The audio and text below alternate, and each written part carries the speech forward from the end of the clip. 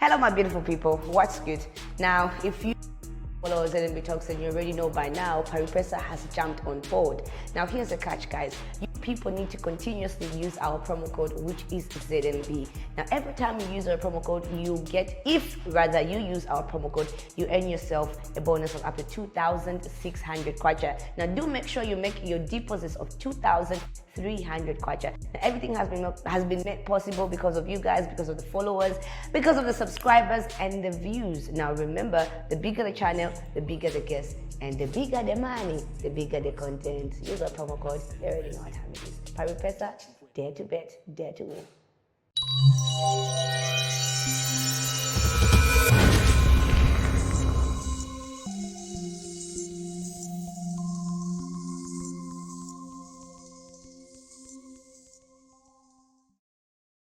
Hello, my beautiful people. Welcome to ZMB Talks. My name is EDNA. You already know I am the People's Bae. Now, today I am officially the People's Bae because we are invading the medical space. Yes. My guest today is a doctor that we've seen on our social media spaces. We've seen him on podcasts. We've seen him on different interviews. Now, today I will have a personal conversation with Dr. Mujajati, getting to know him personally, and also let's see what there's a specific topic that I want us to concentrate on, but let's see how this is going to go. So, my beautiful people, please, without wasting much of your time, welcome. Oh wait, we're at Asmara Hotel. This one had to be, I had to pick a very good environment for it. It's very special. So thank you so much to Asmara for the space. And now, my guest today is the one and only Dr. Mujajati. Welcome to ZMBTalks. Thank you. Thanks for having me. You're welcome. Yeah. So I was looking for your number. For some reason, I just don't pick guests, yeah? It's like I wait for something to tell me to say, no, I think Dr. Mujajati. So something was telling me, Dr. Mujajati, for a week. So I said, okay, let me ask this guy. Oh, okay. Help me find Dr. Mujajati's number. I found it at now. I'm like, great. I caught it. And I got the hospital, Carepeak. I'm like, what do I do now? So is that your hospital? What is it? What is that your institution? What is it? Please tell me more about it. All right. No, so Carepeak is a specialist clinic, first of all. Mm-hmm. We've been operating for slightly over 4 years. Okay. So in the lifespan of a healthcare business, we're not that old. But here's what we're trying to do. What we're trying to do in the Zambian market is that we're just trying to answer one question. Mm-hmm. Is it possible for a Zambian to receive quality healthcare but affordable? And that's the biggest question we're trying to answer. And and that's what we're striving to do. Right. So what we're trying to do at Carepeak right now is we are appropriating technology. So we are working very hard to introduce online consultation where you don't have to come to the clinic to see us. We are also trying to appropriate convenience. For example, if you're pregnant, we don't want you to come to the clinic to come and do an ultrasound. We can come to your house and do the fetal ultrasound, the ultrasound for the baby in the womb. We can come to your house and do it. And so for that, you can actually get the service right now. Oh, great. And also, if you look at physiotherapy, most people need physiotherapy. You find that they are either stroke patients who can't be moved or can move very easily. So what we're now doing is that we go to people's homes and do physiotherapy from their homes. And so that is sort of, trying to ease the burden. So we're trying to innovate as much as we can. And we recently got international accreditation for our services. Oh, nice. I was about to ask about global recognition. Yeah. Okay. And I'm from, my grandma was theatre nurse. She was Cert 5, so I kind of come from a medical background. Is it the same for you? No, there are no medical people in my family, except for some of my siblings. Yes, they've ended up doing medical stuff after you. But I come from a very big family, not just here in Zambia, but my biggest half of my family is from Zimbabwe. So. Maybe in Zimbabwe we probably do have people who were health workers before me. I know of a nurse in the UK, who's been a nurse before me, And because we're very few, maybe that's the only one I know who was a health worker before I became a health worker. Oh, interesting. And like because of your social media presence, has that kind of like helped Carepeak in terms of getting clients? You could say that, especially at the beginning. But right now, what is driving clientele to Carepeak is word of mouth, where I think word of mouth has exceeded, social media quite a bit. However, in the beginning, yes, social media did drive a lot of traffic to Carepeak. But right now, we are seeing more of people who come to Carepeak because they heard from someone the type of service we are providing. So you find that word of mouth has really, taken over. Interesting. So I did part of my attachments at BitCure, and I noticed something. Compassion can never be taught. So when it comes to like picking people to work with at Carepeak, how do you do it? How do you make sure to say it's not only about the qualification, but also about the passion to just help somebody get through something? Right. So here's what we've done with Carepeak, right? Carepeak, we run Carepeak on one philosophy. Okay.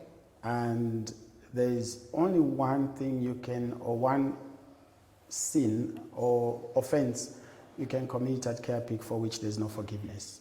And that is failure to care. Okay. So if you work at Carepeak, whether you work at front desk, whether you're a nurse, whether you're a guard even, or whether you're a cleaner, if you fail to care for our clients, you can't work at Carepeak. Right. So we make that very clear at the beginning. For people come to join Carepeak, we literally let you know that we are in the business of caring for people. We just happen to be in the health sector. Yeah. I love that. I was going through your post and I read something that you posted on your socials, and it said, sometimes you attract the life you live. So what kind of life are you living, Dr. Bridget? Right. Well, it's a very interesting question, and it's a very introspective question that you've asked me. What type of life am I living? I try to live my truth, and my truth is anchored on family, the divine, and my country. Those are things that anchor how I live my life. Okay. Growing up, I was a naughty child. Everybody knew me to be naughty, even in school. Like, I think I was just hyper. Not really introvert, but not also extrovert. I was just in the middle, but very naughty and hyper. What was Dr. Mujajati like when you were a little boy? It depends on which phase of my life. Let's take it to primary. All right. So my life, my very, very early life, I was born and raised in Chaisa compound. Yes. And Lusaka compounds at that time were like the way Chibolia is today. Like most of them were like that. And it was very unusual for somebody growing up in my background to actually finish school or even to go to school and even pass an exam. It wasn't a very common, finding. Yes, we did everything that a child growing up in that environment did. Yeah. We hung out with people who, during the day, they are your friends. At night, they went to break into people's homes. It was normal. You wake up in the morning, you hear the person you were playing with was either shot by the police because they were out, doing what they do in the night. During that time, it was normal. That was our reality at the time. So my parents obviously were very worried raising kids in that environment. Was I the most naughty child in their house? I don't know what parameter to use, but I was frequently punished, that's true. Okay. But whether that made me the most naughty in the house, I don't know. What made you stay off, Like what used to happen to your friends? Like you said, you wake up, somebody's arrested, you wake up, people breaking into homes. What kept you aloof from such things? To be honest, I don't know. I think I was lucky. I think it's a combination of being lucky and probably also having very strict parents. That also helped, because In my father's house, there were two things you did not compromise. Okay. One was going to church, two was going to school. Yes, those two things were non-negotiable. It didn't matter. You had to go to church and you had to go to school. But also, I think I was lucky. Okay. Yeah. So having strict parents, are you a strict father now? I have a very close relationship with my children. I have 4 daughters. Oh. Do they find me very strict? I think they find me very assertive. That when I say something, I mean that. Do I think I'm strict? Probably, I think so. I think I'm a bit strict, but at the same time, because they're girls, they get away with a lot of things. Okay. Yeah. What are the 2 things you can compromise? Like, you see, church and school were like the priority in your home growing up. What are the priorities for you? For me right now with my children. With the children. So my kids, I think I've adopted the same sort of formula, if you like. Okay. My kids go to church all the time. Okay. Yeah, they have to. And all of them are in school. Okay. And we encourage them to work hard at school. Okay. Although we don't really like drive it into them the way my parents were very, almost religious about school. No, but we just try to emphasize to them why it's important.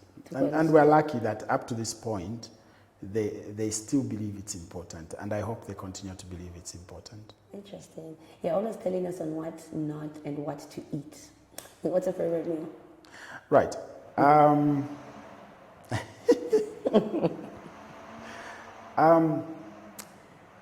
My diet is very basic diet. Yeah. I eat what most Zambians like to eat. Yeah. If you ask me what's my favorite meal, it has to involve chicken. I thought you'd say fish. No, it has to involve chicken. I like fish as well. Okay. But when it comes to food in general, my palate is a bit broad. And I generally just like good food. If the food is good, first of all, it has to look good, and it has to taste good as well. Yeah. Okay. Interesting. What's the first thing you do when you wake up, Dr. Mujajati? What do I do when I wake up? I do nothing, literally. You do nothing? Yes. I love silence and solitude. So I literally do nothing, and it is in the nothingness that creativity comes. For me, I don't know for others. Oh, that's interesting. So like you do nothing for the first 1 hour, first 30 minutes, first 20 minutes? That's interesting. Some people call it meditation, but I do nothing, like completely nothing. Okay. What are some of like memory childhoods that you have that have kind of like impacted your medical journey thus far? First of all, it's interesting that I never set out to be a health worker. Why? No, I never set out to be a health worker. Straight from childhood, I always wanted to do law. I wanted to be a lawyer. I only changed my mind around grade 12, second term. What changed your mind? A teacher sat me down, because I went to a technical school at that time. Hillcrest. Yes, I went to Hillcrest. And I did additional mathematics, pure sciences, and he felt I was very good at those things and that doing law would be a waste. But then it remains as an unfinished business in my mind that I always feel like I needed to go and go back to law school. I think you should do it. Which I did. You did? Yes, and I withdrew in the first semester. It was hard. It was hard. Coming from someone who studied medicine. No, that's really. Yes. No. Yes. Yes. I withdrew from law school. I didn't sit for the exam, but I went on to write a book on medical law and ethics in Zambia. So I co-authored a book with another lawyer on medical law in Zambia. It's probably one of the first books, if not the very first. Okay. And you're the former president of Zambia Medical Association. Yes. What are some of the challenges that you faced during your time? During my time as president of the Zambia Medical Association, the biggest challenge I faced was to convince the membership that the vision we had for the association was actually possible. And that also can explain some of the challenges I had in leading the association.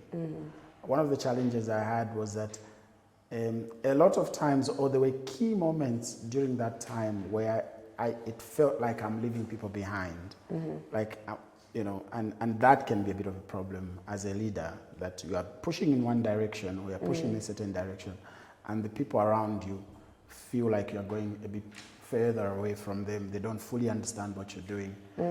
I think that was the biggest problem I had.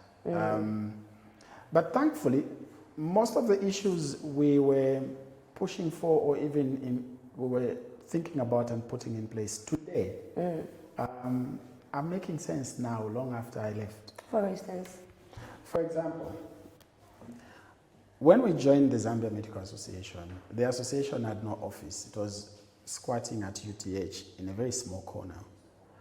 When we moved the association from UTH to a very decent office on Los Angeles Boulevard, internally within the membership, there's a very large section of the membership that felt I was wasting money, I was, that sort of thing.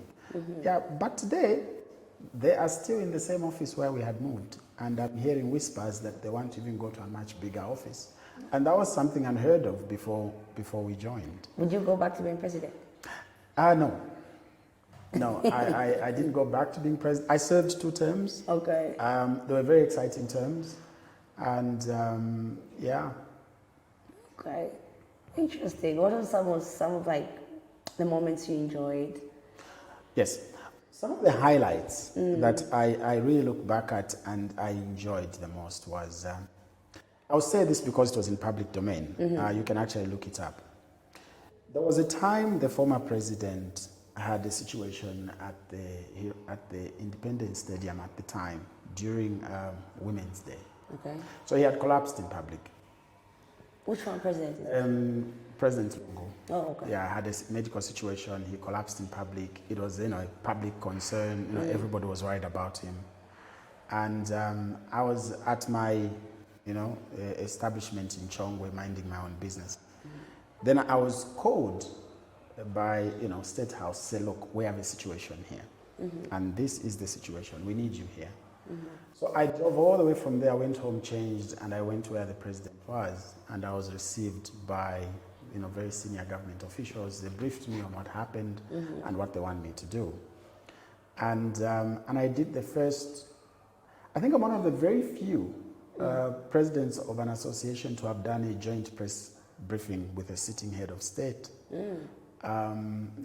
So that for me is one of my major highlights when I was president of the Zambia Medical Association, because you have to imagine that during that time, the permanent secretary was a doctor, the deputy minister was a doctor, the minister was also a doctor. And for them to feel that I was the best person to address the public, or the best person to address the public first on the president's health situation, was quite, first of all, surprising for me. Okay. I had to compose myself, I don't know how many times. I think I was the most nervous in my life. I don't think I've ever been that nervous before. Yeah, that's one highlight. The other highlight is that during my term, we joined the World Medical Association for the very first time. Again, that also put me in trouble with some sections of the members. They felt that we were joining Zambia Medical Association to an association that promotes gayism and things like that. But this is a global grouping of medical associations. And so once we joined, we even hosted the World Medical Association Congress in Zambia for the very first time. And it was graced by the president as well. And it was very well received internationally. It literally put Zambia on the map. Yeah. The other highlight that I really remember very well was when we called for conjugal rights in prison. Very controversial as well. Very. It raised a lot of dust in a lot of circles. Internally within the association, it nearly got me impeached. But today, fast forward, I'm glad to note that that's something that even the prison authority is actually actively considering. But at the time that we said it, it sounded ridiculous.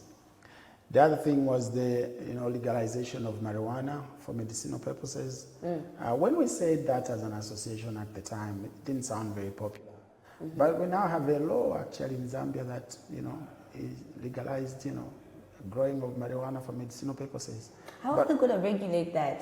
Please educate me on that one. I don't know what is in the law, but at the time when we were advocating for this, of course, Honorable, is it Honorable now or is it, do you call members of the opposition Honorable? You don't, do you? If they do have a seat, I think, Parliament. Right. Yeah. So Mr. Peter Sinkamba was the first one to come to the fore and talk about, legalizing marijuana. I think he was looking at it more on the industrialization side of it. And then we agreed with him on the medical side of it.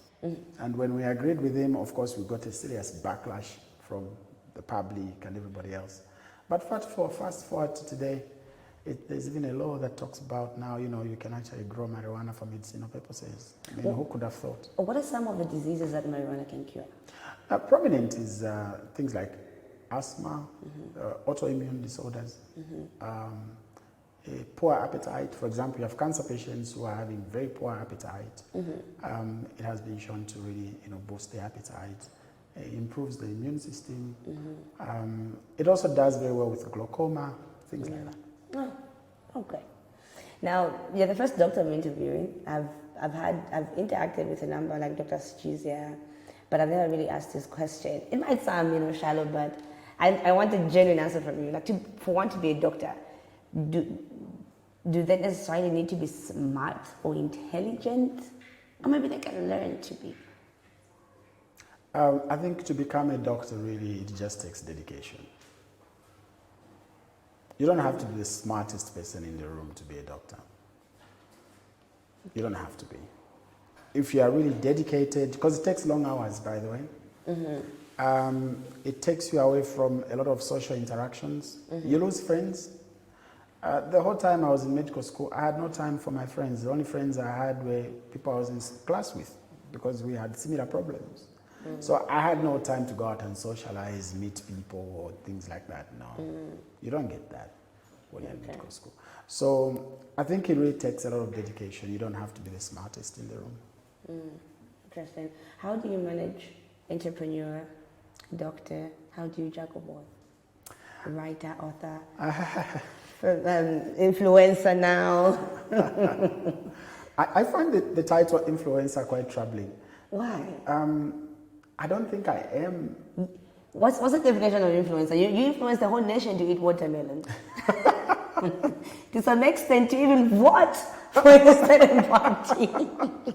So I think you deserve the title influencer. I don't know why I find that title very troubling. For me, that is. Because, first of all, I do not think I qualify as an influencer. I also don't think I qualify as a celebrity either. Why? Because I think that there are criteria that fit a celebrity than I do. Because, first of all, I'm not an entertainer. I'm not into entertainment at all. Whatever I do on social media, I literally believe in what I do. And because I actually do it because I believe it will benefit somebody out there. And that's precisely why I do it. So that's why I find the title of, influencer, celebrity very troubling. If there's something I've struggled to make sense of it, is that. Yeah. So how do I find time to run businesses and the way I have done? I think that if there's a strength that I think I'm aware of, is that I think I'm very strong when it comes to building teams. Not team building, but building teams. Okay. I'm very aware of, for example, what I want to achieve, but most of the time I don't know how to achieve what I want. But then I go around looking for people who know how to do it. So generally I'm very comfortable working with people who know better than I do. Okay. Take, for example, because I find this issue of being a celebrity troubling or being an influencer troubling, because I don't know what to do with it. I don't know how to manage it. And that's how I found people who know what they are doing to manage it on my behalf. Yeah. You got the right team. Yeah. Someone who's not really difficult to work with.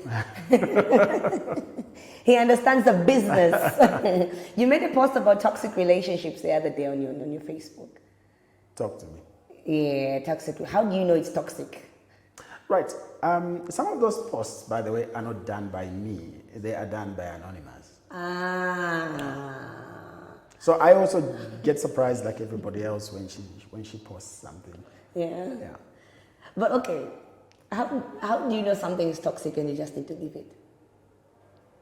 It depends on the nature of the relationship. Is it a work environment? Is it man-to-woman relationship? Man-to-woman relationship. Between friends? No, man-to-woman relationship. Right? Man-to-woman relationship.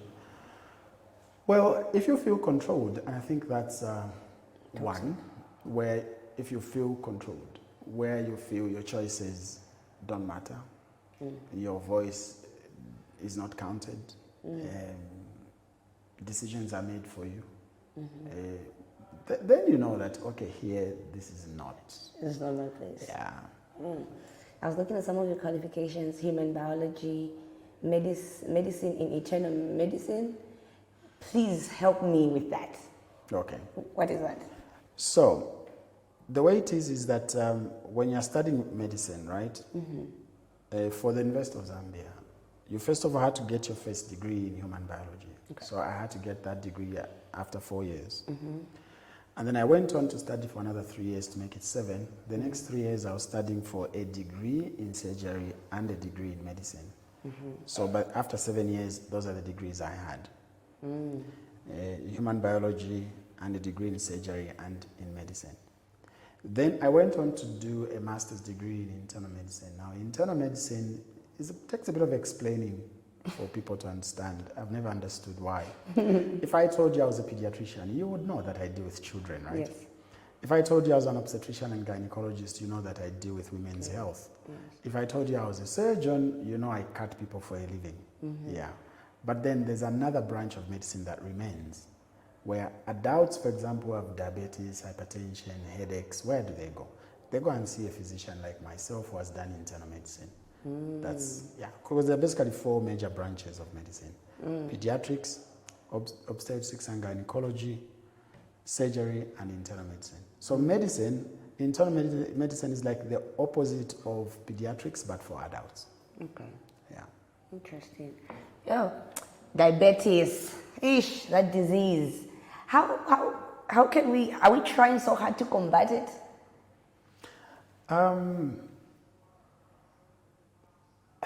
Very difficult to say, and I'll tell you why it's difficult to say. Type 2 diabetes, which is acquired, is the commonest. And because it's acquired and it's the commonest, are we doing enough to combat it? I don't think so. I don't think we're doing enough to combat it, because this is a lifestyle disease that comes because of, lifestyle choices. Right. Yeah, things like sedentary lifestyle, your diet, and alcohol, smoking, things like that. There's also a bit of genetics, but lifestyle issues are more prominent. More prominent. Yeah, that's true. So yesterday I was attending the mental health conference, and there was a lot that was being talked about, and some guy raised the point. I don't know what was the topic. It was about social media, and the man who was moderating asked the question to say, if you're not getting the likes, if you're not getting the attention from the girls, what do you do? Then the guy raised the point and said, masturbate. Then the man said that kind of like lowers your self-esteem, because people will be discussing, oh my God, this guy has got this huge thing, or this guy can do this, and now the only conversation you're going to be having is between you and your hand. Now, before I actually get there, I want to talk about mental health. What you think about mental health and traditional healing as a general? So do you think, in general, do you think the two can work hand in hand, like medical practices to cure mental health and traditional healing at the same time? I think herbs work. I think there's space for traditional medicine. The only challenge I see, maybe there are 2 or 3 challenges, but the one that I think is probably the most important is, can traditional medicine be administered safely? Because if you take chloroquine, for example, most drugs we use for malaria, they emerged as herbs. You know, they come from the traditional medical side. So there's something there. All right. So there are jurisdictions in the world where they practice parallel, both, you know, Western medicine and traditional. If you go to China, for example, there are universities where people go to school for more than 5 years to learn how to administer traditional medicine. India does the same. South Africa was about to do the same. I think South Africa also does the same. I think they introduced it recently. Zambia was equally supposed to introduce the same, except that I think the minister at the time maybe chose the wrong words. When the minister said she wanted to introduce a degree in witchcraft at UNZA, everybody got stuck on the word witchcraft and it became a challenge, when in fact what she was trying to say was she wanted to introduce traditional medicine as a practice. And I think we need to revisit that, because I think that we've lost so much in translation because we've thrown away, you know, the bathwater with the baby, as it were. Because all we've done is to say to ourselves, everything traditional that we do is either evil. We attach so much superstition to it, and we say it's evil. You know, we shouldn't be doing it. But the question I always ask people is that, how old is Western medicine in the African setting? It came with colonialism. Colonialism is a very short, it's not a very old issue. We existed way before the colonialists came. So how did we survive? We survived on traditional medicine. Right. We cured diseases from traditional medicine. So I think that we need not neglect traditional medicine. I think there are herbs out there that are very helpful. There are traditional practices that are also very helpful. The question is, can it be done safely? Can people be certified? How would I know that the person I'm dealing with actually can safely administer herbs? And that's the biggest question we need to answer. If we can answer that question, then why not? I like that. I like that. And let me take you back to Carepeak. As Dr. Mujajati, as Carepeak, how do you support patients that are dealing with trauma, depression, and anxiety? And only seem to read now that these things are becoming a hot cake now. So how do you deal with that in a culturally sensitive manner? You see, every society has its norms and values, right? For us, because we are Africans, you will notice that when somebody is sick, it's the whole family that is sick, and the whole family wants to know. Now, you have to balance that off with medical ethics in terms of confidentiality and also, you know, the dignity of the patient and things like that. How do you navigate that? And I think that can also be a bit of a challenge in administering medical services in our context. However, what we've done is that we do receive patients who require, you know, mental health intervention, but we've also partnered with other healthcare providers who are very strong on mental health. So if it's something that we can handle, we deal with it there and then. But if it's something that requires some deeper intervention, we do refer to other colleagues that deal with mental health issues in a more deeper way. Okay. You dealt with human biology. What are some of the physical and mental benefits of masturbation? Here's the issue.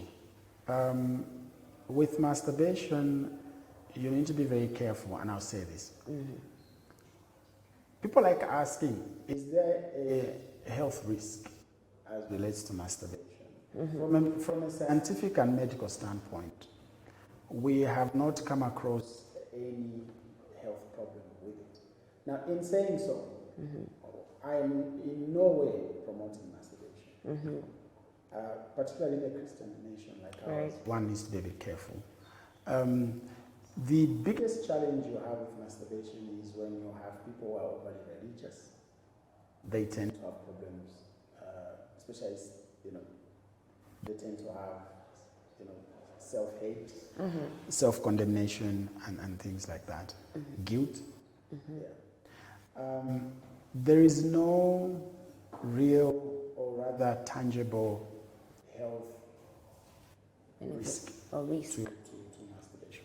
Unless somebody is being very aggressive, then maybe they can get blisters or injure themselves if they are really aggressive. And depending on what they are using, then that becomes a bit of a challenge. But otherwise, there's Maybe in a relationship also, does it affect the intimacy? ideally it shouldn't, but it depends also on how often and what's motivating it, especially where you have somebody with you. It can have a major impact on a relationship, because again, you need to start questioning the relationship. If your partner is 100% dependent on masturbation and you have a partner with you, then you have to question the validity of that relationship. Well, I hope you're talking about, valid relationships. Yes, valid relationships, that is. Where people are married and things. Because in Zambia, a relationship is marriage, isn't it? Then you have to be worried if you're in that situation as a person. You have to be deeply worried. Okay. Yeah. We also touched base on enough sleep. How many hours of sleep do you get? Okay. So,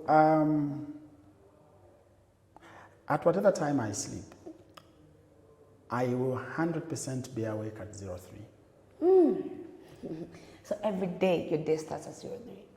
Yes, I wake up at 03, but I still go back to sleep again, except that at 03, for some strange reason, I lose sleep, like completely lose sleep, like a switch. I feel like someone switches off something and sleep just goes. So I'll be awake for about an hour or so, sometimes in 1.5 hours, then I go back to sleep. So how many hours do I sleep? I have found that for me, 6 to 6.5 hours is enough for me. Yeah. Okay. But understand also that sleep is about how rested you feel when you wake up, not about the number of hours you sleep. There are some people who sleep for 4 hours and they wake up in the morning, they are fine and they can function. And there are others who need to sleep 10 hours, for example, like Jeff Bezos has to sleep 10 hours for him to feel like he can function.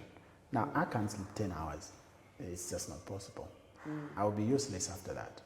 Yeah. So when it comes to sleep, people need to really understand themselves. But also, sleep is very important in the sense that people underestimate the significance of sleep. True. If you are sleep deprived long enough, okay, you can easily get things like anxiety, depression, suicidal ideation, including diabetes, if you get sleep deprived long enough.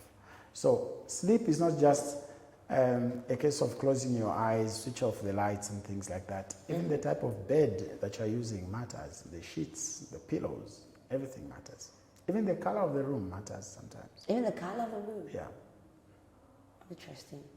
I was reading somewhere, and surprisingly, I saw it on X, and it found its way on Facebook. And somebody said, due to excess water, some woman, I don't know, had a condition that affected her brain, and somebody said, Dr. Mujajati has been telling us to drink water. So could you please tell us on that, what is that condition specifically, and why are you always telling us to drink water, even though we may know the benefits of drinking water? Right. So, even on our platform, we've warned people against drinking too much water. Because drinking too much water can actually kill you. And here's how it happens. When we tell you to drink water, we are also saying that if you do not drink water, or you don't drink enough water, you are also putting yourself in danger. So either extreme is not good for your health. Either if you drink less water, you're putting yourself in danger. And I can explain what dangers you're bringing on yourself. If you drink too much water, you're also putting yourself in danger. That can also kill you. Here's how drinking too much water can kill you. What tends to happen is that if you drink way too much water in one sitting, for example, if you look at somebody's body size, and also the amount of water you're supposed to drink is dependent, first of all, on your body size, on sex, or gender. Right? When I say sex, I mean gender. Yes. Okay. And also it depends on the weather. All right? So if it's hot, definitely you'll drink a lot more water than when it's cold. Yeah? However, if you drank more water, way too much water, what tends to happen is that your sodium in your blood gets diluted. And as a result, once that gets diluted, you start accumulating too much water in the brain cells themselves. And then the brain begins to swell. And then the brain will swell and it will get squeezed inside. Remember, the brain is in a very, the space in which the brain is fixed. It's not flexible. And that's what actually kills people. It's the swelling of the brain.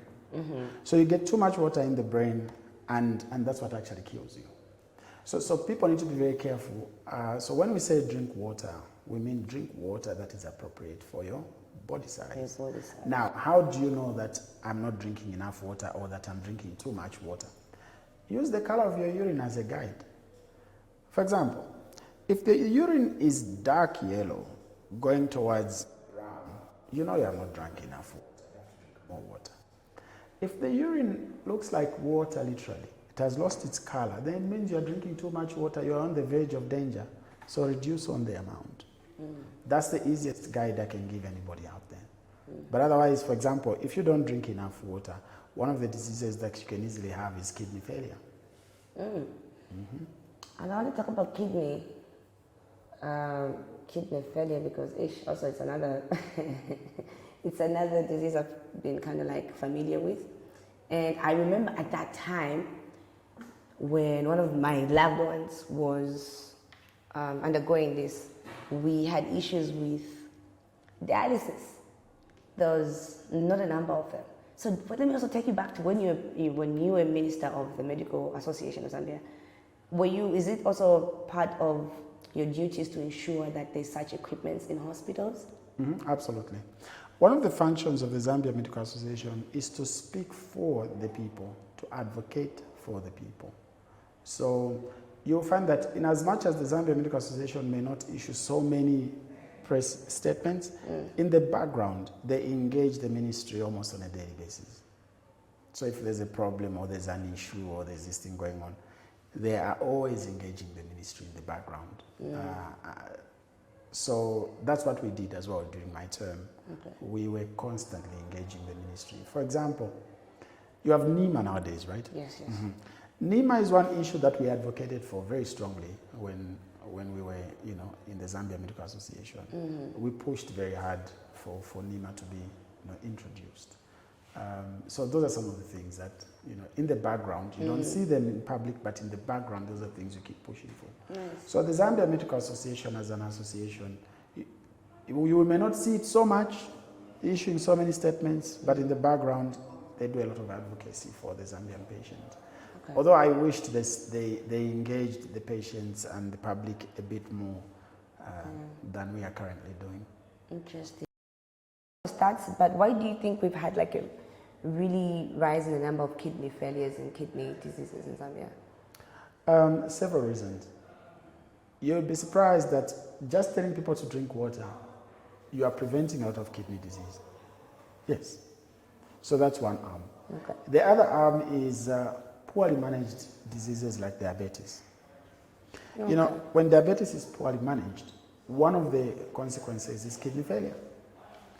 The other issue is poorly managed high blood pressure. When high blood pressure is poorly managed, one of the conditions you end up with is kidney failure. Now, how many patients with high blood pressure do you have in Zambia? Plenty. True. How many patients with diabetes do you have in Zambia? Plenty. How many patients with diabetes and hypertension do you have in Zambia? There are many. So, for me, those are the main ones. The other issue is medication. Some of the drugs we give as doctors and as nurses or health workers in general, some of them do induce kidney failure. And if they're not properly monitored, you may end up with kidney failure. But the biggest or the leading causes is diabetes and hypertension. Okay. Yeah. We can't include alcohol abuse amongst the youth? You could include alcohol abuse, but as an indirect. Okay. And our followers are Gen Zs, most of them. And this is something that has affected a number of young people in Zambia engaging in early sexual intercourse.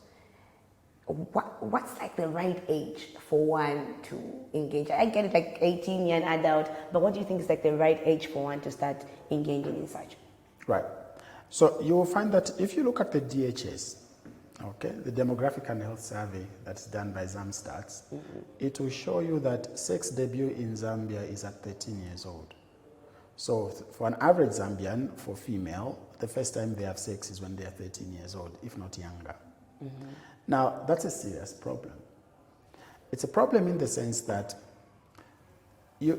one thing you need to appreciate is that when people have sex early, they're also exposing themselves earlier to viruses like human papilloma virus. That's why I find that the onset of cervical cancer in Zambia for women is a lot younger than the average person. Why? Because of early sex debut. So the virus has enough time to, work and produce those things. So where do women get human papilloma virus? They get it from men. We carry the virus and we pass it on to you. Yeah. So one of the dangers of early sex, of engaging in sex early, is that you are also exposing yourself to the risk for cervical cancer. And this is not really emphasized. In most cases, we emphasize HIV. Yes. Yeah. Well, HIV is also just as important, right? But human papilloma virus is even more devastating because it's widespread, it's everywhere. And you can't tell who has it and who doesn't. Because most men carry human papilloma virus and they have no symptoms. Men don't get symptoms from human papilloma virus, but they carry it and give it around. So that's one. Number two, of course, there's the issue of HIV. There's the issue of STDs, okay? Things like chlamydia, which can also cause inflammation of the tubes. What ends up happening is that in these young women is that when they get inflammation of the tubes, and if that is not properly treated, later on, these are women who struggle to have children because the tubes get blocked because of infection. Yeah. And then also there's now the issue of unwanted pregnancies. Okay? With unwanted pregnancies, if the abortion is not properly done, women have lost uteruses very early in life. And because you are young, you didn't even know they removed your uterus. You get married, you're trying to have children, you can't have babies, but you don't know why you can't have babies, but you forget that you lost your uterus when you were younger. Also, and several other things, psychological things that can happen to you with early sex debut, especially if you have a child at a very, very young age. It changes you as a person. So, for me, my advice would be that if young ladies can delay to have sex as much as possible, preferably after 18, or better still when they are ready to get married, that would probably be the best. But if they cannot, then maybe the second option would be for them to use condoms. Because at least that will protect them from human papilloma virus, from HIV, from unwanted pregnancy and all those kinds of things. And also, you see, when you are young, right, you have all these illusions about sex. You think that sex is this very exciting thing, and of course, it is nice and exciting, right? It is nice and exciting. However, when you are young and you don't know exactly what you're doing, that can also, if you do it early, that can also destroy your perception of sex. Because depending on how traumatized you are at that moment, you may never enjoy sex when you're supposed to. Because you always associate sex with a very traumatizing event. And we've seen women in their grown women, they are now married, they are struggling to enjoy sex. Why? Because they had an event prior that put them in a position where psychologically they are literally afraid of sex because of the initial, problems they had. I've never asked a doctor this question. I'm always asking amongst my peers, these guys and all, colleagues at work. What's your take on abortion? Well, first of all, abortion is legal in Zambia by law. Since the Zambian government legalized abortion. Okay. Now, abortion, unfortunately, or rather fortunately, is not a very straightforward issue, and I'll tell you why it's not straightforward. It invokes a lot of ethical questions, religious questions, and some of the questions are not very easy to answer. Okay? They're not very easy to answer. Whether you are sitting on the religious side or the purely medical side, or whether you are for or against abortion, there will be questions that will arise that are not very difficult to answer. However, if you follow the Zambian law, there are conditions under which an abortion is legal. For example, if the continuation of the pregnancy is a risk to the unborn baby, say for example, the baby will be born with serious deformities that will make the survival of that child very difficult, okay, you may proceed with an abortion. For example, here's a child, you know that this baby is developing without a brain, the anencephaly. You know anencephaly? These are babies who are born with no brain. If the continuation of the pregnancy poses a risk to the survival of the baby, you can abort that child. If the continuation of the pregnancy poses a risk to the survival of existing children that the mother has, according to the law, you can proceed with an abortion. The other issue is that if the continuation of the pregnancy is a risk to the health of the mother. For example, here's a mother who during pregnancy gets what we call eclampsia. Now, eclampsia, unfortunately, this is where a pregnant woman is fitting, their blood pressure is very high, their kidneys are failing, and what is causing that problem is the fact that they have a placenta. So to treat them or to cure them, you have to remove the placenta. So in order to remove the placenta, you actually have to perform an abortion. Because if you don't, she will die in pregnancy. All right? So there are all these very difficult questions. So the Zambian law has put conditions under which abortion can be performed in Zambia. What I'm personally against is commercial abortion, where abortion is for sale and people make decisions willy-nilly. You know, I'm pregnant, I don't want it. Where's the next guy who can give me an abortion? And then you go and get it. For me, that I have issues with it. Yeah. However, there are issues to do with the mental state of the mother if the mother were to continue with the pregnancy, and she may have some serious mental issues. That's why it's important that before people perform an abortion, they are counseled. And there are institutions, both in government and public, that offer those services. Yeah. My advice on this one is that people should desist from conducting abortions from home, because that's even more dangerous. A lot of young girls out there have died, literally died, because of attempting these abortions. When I used to work for UTH in the gynae department, we used to pull out sticks from girls' private parts. Yes, long sticks like this. So what they do is that they start the process from home and then they come and finish it from the hospital. So they come bleeding. Now, that used to happen because people had nowhere to go. They had no safe place to go. So now safe spaces have been provided where you can go and get counseled. Now, understand that when people are counseling you when you go to these clinics, one of the objectives is to get you to understand, okay? Because the reason people sometimes do these things is because either they fear that they may not be able to look after the child, they fear that they may fall out of school, they fear it may derail their careers, they fear that their boyfriend may not marry them, maybe the pregnancy belongs to somebody else, things like that. And so that's why they need to be counseled, because out of desperation, women have done things that are very harmful to themselves. Right. Yeah. True. And I was reading some thread on X.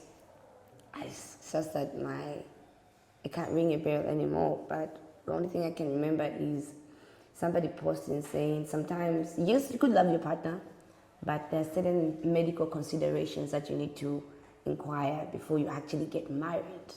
What are some of those things? Yeah, for Zambia, one of the biggest things you need to look at is sickle cell disease. Okay. Yeah. Sickle cell disease. You need to check whether both you and your partner are carriers or not. Okay. Yeah. And if both of you are carriers of sickle cell, you need to then make a decision. If we proceed to get married, are we going to have children? And in the unlikely event that you have a child with sickle cell, okay, how are you going to manage that child? How are you going to support the child? If you're going to marry a partner who already has sickle cell, then probably you shouldn't be a carrier, or you shouldn't also have sickle cell, because you end up with a whole bunch of children with sickle cell. And it's very difficult to raise a child with sickle cell. It's not easy. So those are decisions that you want to make, and you don't want those decisions to surprise you. You want to be fully prepared. We are not saying that if somebody has sickle cell, they can't get married. We are not saying that if somebody has is a carrier for sickle cell, they shouldn't get married. No. All we are saying is that make an informed decision and prepare yourselves. The other issue is your blood group.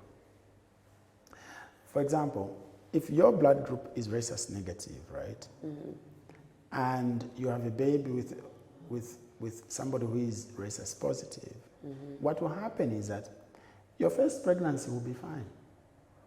You may carry it to term, and the baby may be born or may not be born. But if that baby is not born, or you have a miscarriage or something, what will happen is that the blood of that baby will then be noted by your blood.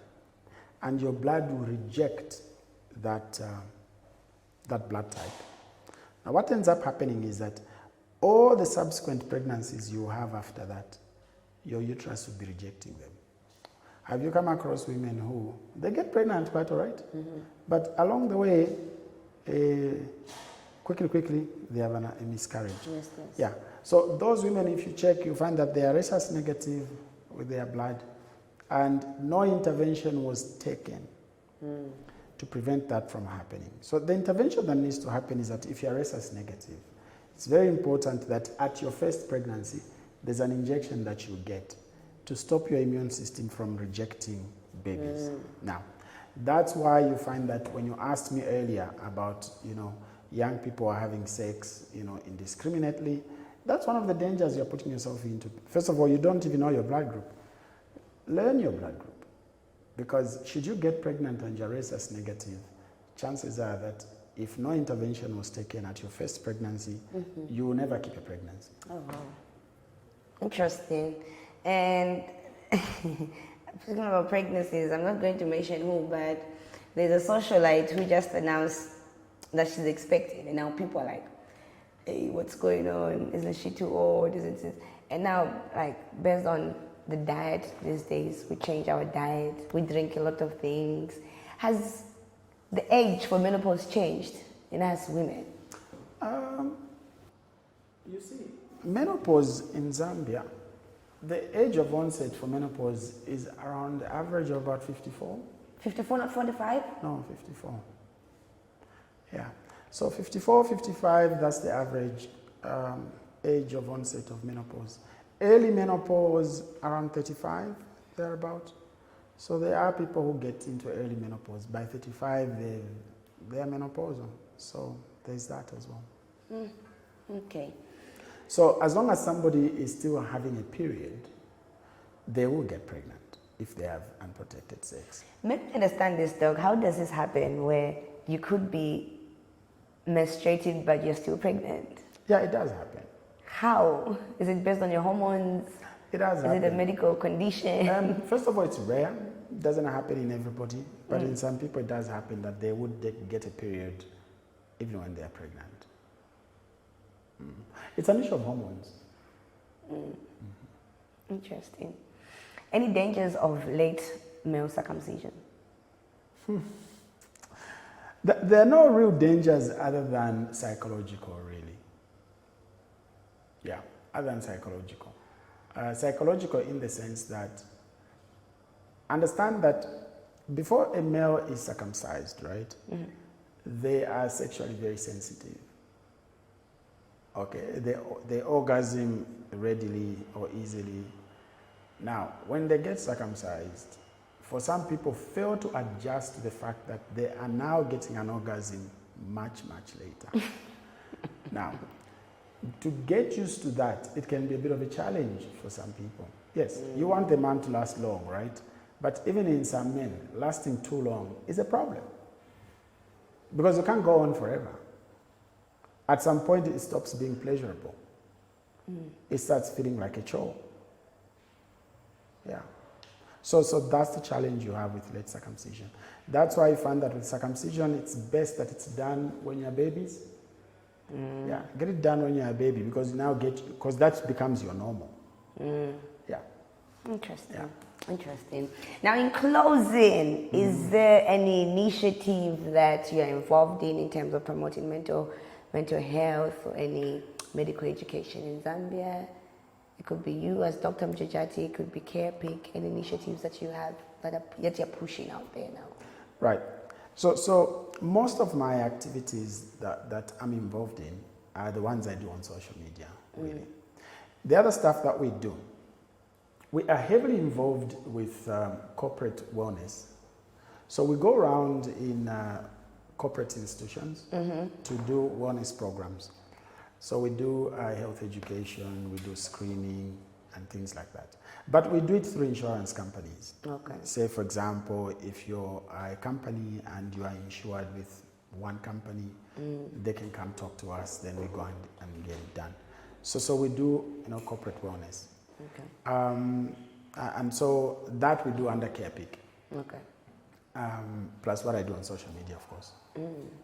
And what we are doing here right now. I know, right? This has been a good episode. Now, I see you posting about music here and there, even though you're not the one who's doing, most of your posting on socials. Let's talk about music. Yes. So with music, I'm eclectic. Okay. I play guitar, although as an amateur, but I've played guitar. Okay. And I still play. I used to sing as a child. Nice. And I think I sang until I went to university, then I stopped. I haven't sang since. I actually thought I was going to do music. What happened? Like, seriously do music. Because when I was in school, I was in a group. I used to sing with, what's his name? Nathan Nyirenda. Nathan Nyirenda? Yeah, when we were in school, we used to sing in the What school is that? in the Hillcrest? group. Yeah. Nathan Nyirenda went to Hillcrest? Yeah. Which other artists do you know that went to Hillcrest with you? Because Nathan was like 2 years behind me. I can't think of any. Yeah? Yeah. So, yeah, we sang together. You should do it now, the fact that you have the recognition. I mean, these people know you. I have not produced a decent note in more than 15 years. Wow. So if you ask me to sing, I literally get nervous, I sweat. Do you have any special ritual that you do before, attending to a client?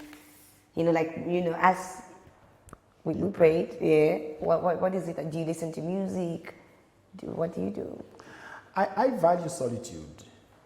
Oh, you mentioned in the beginning. I value solitude. You mentioned, okay. But music is a big thing for me as well. Okay. Yeah. Which song are you currently feeling? Euphoria. No ways! I'm a Drake fan, so this is done. What? you don't like Kendrick? No, I'm a J. Cole fan. Oh, okay. So now I'm forced to support Drake. But thank you so much, Dr. Mujajati. You're welcome. I really appreciate it. Thank you. Hoping to have more conversations like this. No, I'm glad. I enjoyed this. Yeah, and I actually thought it was going to be hard, guys, but it wasn't hard to get to him. And you too can also reach out. You never know, he could help you with one or two things. And I remember telling the man that picked up at the hospital, I'm kindly asking for his number. No, I'm sorry, I can't share with you his contacts. I'm like, okay, regardless, I'll find it, and I hope he does watch it. Please share this. Make sure you share this episode with him, okay? So I'm very easy to catch. Okay. Just get hold of David, and I'm easy to catch. I was impressed to know that David is a manager.